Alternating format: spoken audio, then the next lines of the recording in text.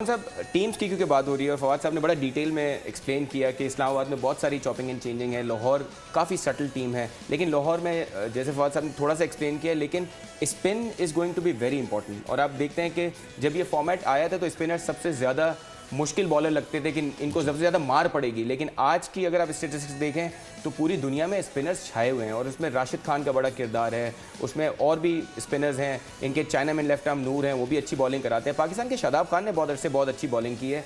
सो लाहौर को आपको लगता है कि राशिद खान के ना होते हुए भी they are a good enough side to compete and to give the similar kind of result जो उन्होंने पिछले 2 सीजन में दिए? देखिए, इसमें तो कोई शक नहीं है कि स्पिनर्स का रोल बहुत ज़्यादा बढ़ गया है। देखिए, उसके रीज़न है, स्पिनर्स जो है ना वो स्लो ट्रेजेक्टरी में बॉल करते हैं, फ्लाइट करते हैं। जब आप देख रहे हैं कि ज़्यादातर ये लोग रिस्ट स्पिनर्स को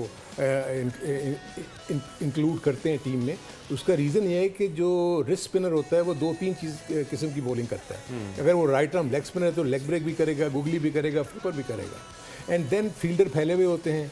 फास्ट बॉलर को तो आपने सिर्फ पेस से मिलाना होता है और अगर आपको गैप मिल गया तो कोई इसको फील्डर रोक नहीं सकता।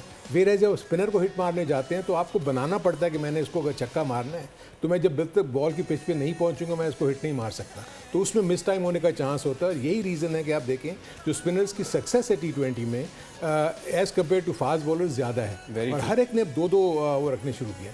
जहाँ तक ड्यू फैक्टर की बात की, उसमें मैं आपको सिर्फ एक चीज़ बताऊं कि क्योंकि मैच आज का लेट शुरू हो रहा है तो ड्यू फैक्टर दोनों के लिए एक ही जैसा होगा, क्योंकि 8 बजे अगर मैच शुरू हो रहा है तो मेरे नज़दीक टॉस का एडवांटेज इतना नहीं होगा, लेकिन फिर भी टीमें सेकंड बैटिंग करना चाहेंगी ड्यू फैक्टर को सामने रखते हुए। टारगेट सामने होगा तो टारगेट सामने होगा, स्पिनर्स को फिर उसमें बॉल उनके हाथ में नहीं आती, वो स्लिप हो जाती है उनके हाथ से।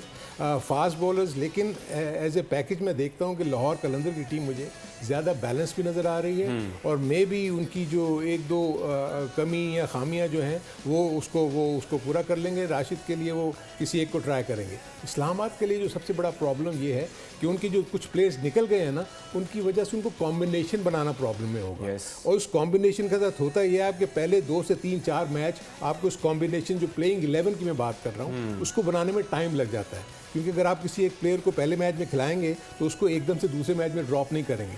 सो 2 से 3 मैच का इस्लामाबाद यूनाइटेड को जो है ना अपना ये पैराफर्नेलिया बनाना होगा, हमने किस तरीके से टीम को लेके चलना है। बिल्कुल सही। सब्सक्राइब करें और बेल दबाएं ताकि कोई खबर रह न जाए।